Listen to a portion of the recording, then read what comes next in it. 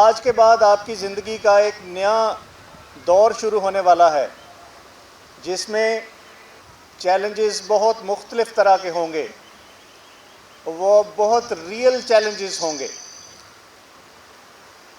आपके काम की दिन रात की मशक्क़त के अलावा पब्लिक की डिमांड्स, पब्लिक के मसाइल, लोगों की शिकायत, फिर ना सिर्फ उनकी अपनी शिकायत बल्कि आपके ख़िलाफ़, हमारे ख़िलाफ़ शिकायत, अफसरान का दबाव, उनके अहकामात और 24 घंटे के अंदर बहुत सारा काम, ये आपके लिए बहुत बड़ा चैलेंज होंगे।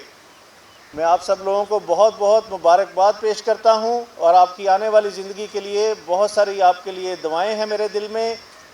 जिस तरीके से आपने यहाँ काम किया, जिस दिल जमई के साथ, जिस जज्बे के साथ आपने तरबियत हासिल की, उसी जज्बे के साथ आप बाकी अपनी ड्यूटी सर अंजाम दें।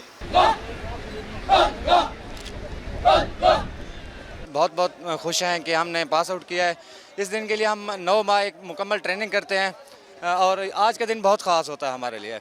हमारा आज़म है कि हम इंशाअल्लाह फील्ड में जाकर ईमानदारी से अपनी ड्यूटी सर अंजाम देंगे। अल्हम्दुलिल्लाह बहुत ज़्यादा खुशी है क्योंकि आज हम घर जा रहे हैं। 9 माह का अरसा था, वो कंप्लीट हुआ।